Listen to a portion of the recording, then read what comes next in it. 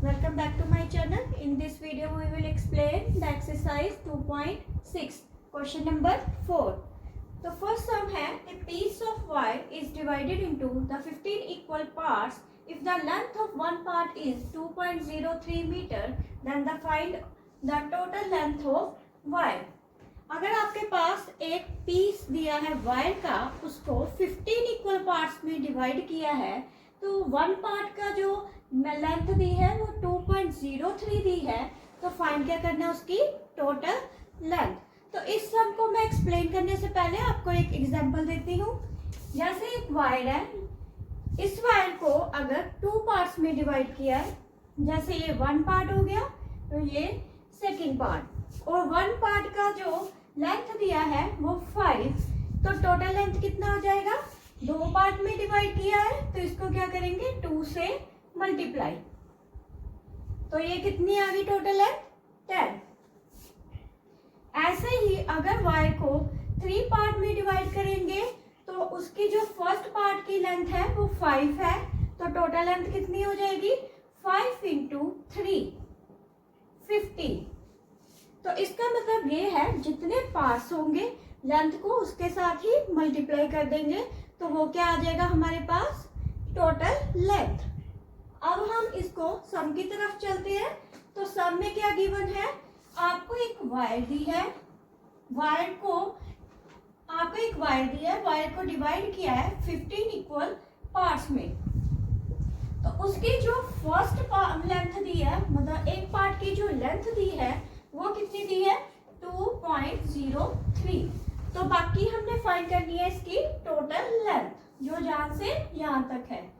तो total length को कैसे करेंगे, लिखेंगे लेंथ ऑफ फर्स्ट पार्ट। तो लेंथ ऑफ फर्स्ट पार्ट कितनी दी है 2.0 मीटर। तो ऐसे ही देखेंगे लेंथ ऑफ 15 पार्ट्स, तो 15 पार्ट्स की कितनी आ जाएगी, जैसे मैंने ये एग्जांपल ली थी, जितने पार्ट में डिवाइड करेंगे उतने ही पार्ट से मल्टीप्लाई कर देंगे। तो ये 15 पार्ट की लेंथ कितनी होगी 2.03 को मल्टीप्लाई किससे कर देंगे 15 से। तो 2.023 को अगर 15 से मल्टीप्लाई किया तो आंसर कितना आया 3 5 का 15, 5 2 का 10, 3 0 2, तो आ गया 5 4 0 3। तो पॉइंट के बाद कितने डिजिट है 2 डिजिट, तो 2 डिजिट छोड़ के पॉइंट लगा देंगे, तो आंसर क्या आया 30.45 मीटर। तो ये हमारे पास निकल आई टोटल लेंथ। तो टोटल लेंथ किसके इक्वल आ गया 30.45 मीटर। आगे है question number 5। The cost of 1 metre cloth is ₹75.80। Find the cost of 4.75 metre cloth. अगर 1 मीटर के कपड़े की कॉस्ट 75.80 रुपीज है, तो हमें कितनी कॉस्ट फाइंड करनी है 4.75 मीटर के कपड़े की। तो इसको भी एक एग्जांपल से देखते हैं। अगर 1 मीटर का कपड़ा है, सपोज करो वो उसकी प्राइस है 10 रुपीज, तो 2 मीटर के कपड़े की कितनी हो जाएगी 2 मीटर के कपड़े की हो जाएगी 2 इंटू 10 20। ऐसे ही 3 मीटर के कपड़े की कितनी हो जाएगी 3 इंटू 10, तो ये कितना आ गया 30।